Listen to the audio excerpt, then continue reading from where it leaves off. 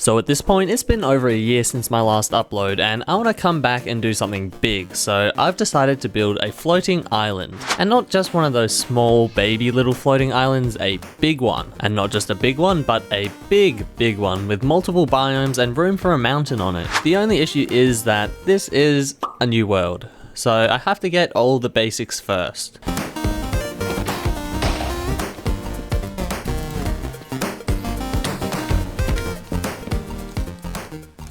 Okay, with that sorted out, there's three main things that I have to get if I want to build this island, with the first one being an elytra, which is pretty easy to find. In about half an hour of searching, I found 5 elytras, so nothing to worry about there. The second thing is a beacon, so that I can insta-mine blocks like stone and collect my resources way faster, just saving me a lot of time. Now this was going to take a little bit longer, because even with looting 3, you've only got a 5.5% chance to get a skull from every skeleton, so I'd still have to kill about 60 in order to get 3 skulls. But who knows, if I get unlucky, I could have to kill up to 100 or even more. Let's just hope that doesn't happen though. Now the first fortress wasn't that good. It ended up not spawning many wither skeletons, but I did still get 1 skull before deciding to go and find a second fortress. And the second fortress was way better. Just wither skeletons everywhere, and actually the first one I killed at this fortress gave me a skull, which was pretty nice. And then it was only about 30 later that I got my third skull, only having to kill about 40 in total, which was pretty good. Then I killed the wither, which was pretty easy, and now we just have the most tedious thing left, which is getting maxed out tools, because what's the point in having a beacon if you can't use it to its full potential? And anyone who's done librarian trading before knows how annoying it can be to get these guys to trade the right books sometimes. And after what genuinely felt like hours, I finally had all my tools, and you know what that means? Time for resource collection!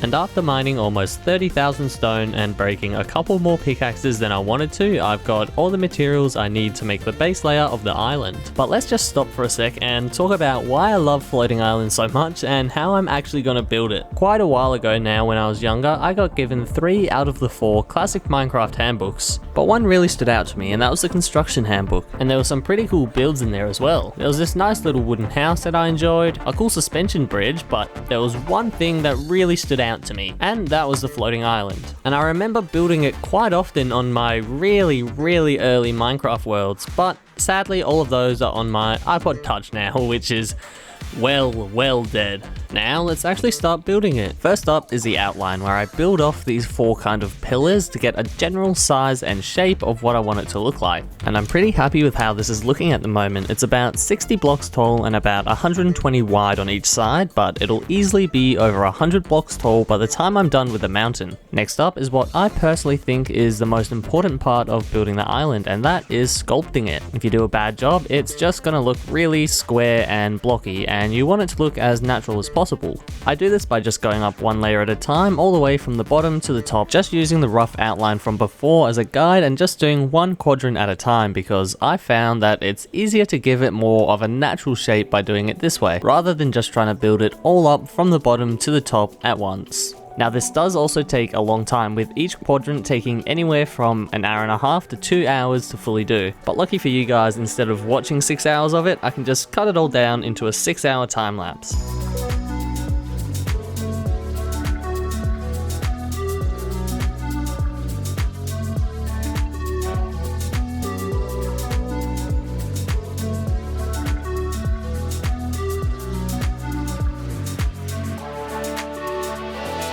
And it's actually starting to look pretty good now. It's got the basic shape of a floating island, but there's still a long way to go. And next up, it was time to outline some of the features that I wanted to add. First up, we have the centerpiece tropical lake that I'm going to make. It's going to be right in the middle of the island, and it's going to feed off into a river that goes through a cherry blossom biome on the left and a series of smaller rivers that go through a mangrove biome on the right. Then we're just going to have a smaller, more basic lake on the left and the mountain range in the back, which is going to have its own detailing later on. Now it's time to actually build the layout in Minecraft.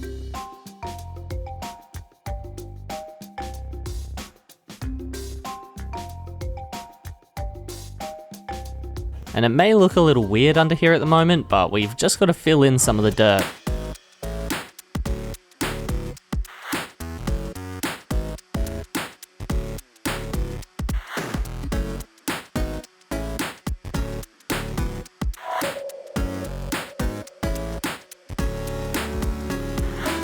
And with that all sorted and looking better now, it's time to start with the mountain. And I want to have it tall enough that it makes sense that there's snow on it, but I don't want it so tall that it looks out of place.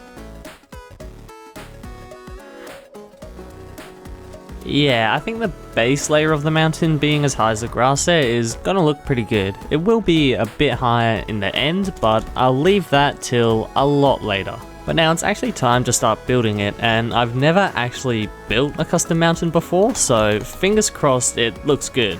Okay, just doing a quick little check in here, I built a little bit of the mountain as a test, and overall it looks pretty good to me. There are still a few things I need to fix up, like some of these holes here and there, but overall I really like it, and I think I'm ready to finish the rest of it.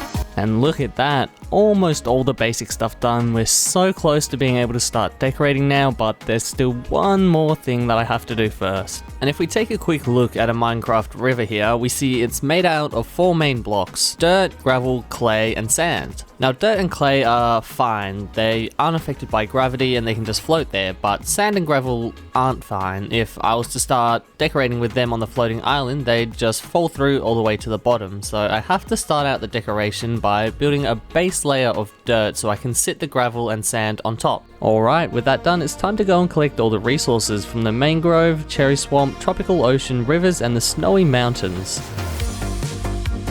I'm gonna need a lot of these flowers.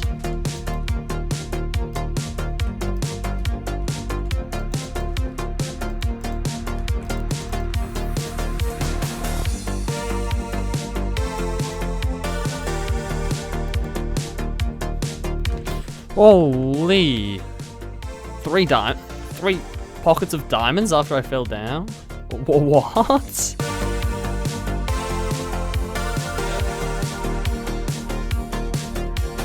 And there we go, with all of that collected now, it's finally time to start the decoration. And we're going to start by doing the lakes and the rivers. Filling up the lake in the middle of the island just with a basic layer of sand, and then doing the river that goes through the cherry blossom with a mixture of sand, gravel, dirt, and clay, like I said before. And then just filling the entire mangrove area with mud. But I can't actually turn grass into mud, it needs to be dirt, so I had to mine like all of it back up again and then place it back down as dirt and then transform it with a water bottle. I also got this pretty cool replay from when I was filling up the lake and the rivers with my water bucket, so I'll just show that as well. And finally, after so long, we can get to the real decoration. And I'm just going to start it off by adding in some of these mangrove trees here.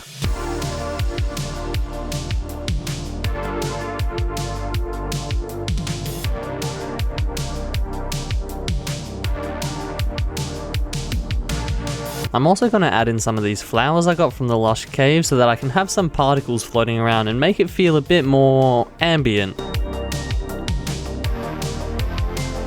Okay, this is actually looking really good, and actually better than I thought it was gonna look. It was definitely a good idea adding those lush cave flowers. They definitely add a new level of detail that I really like in here. But now that the mangrove area is done, it's time to move on to the cherry forest.